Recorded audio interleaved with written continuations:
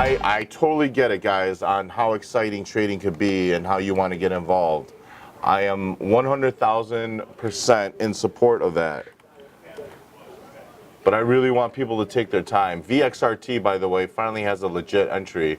Currently at 407 with the stop at 350, 352.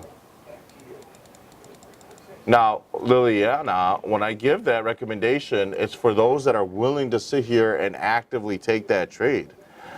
But I haven't called it. I only did it because I know people have a lot of eyes on this name, VXRT. It's our strongest percentage gainer of the day, up being up 161%. Yeah, the lingo is important. That's why we have that PDF for you guys. So look, this is that curl. This is like prototypical. This was really good. And this is that jump that we were looking for.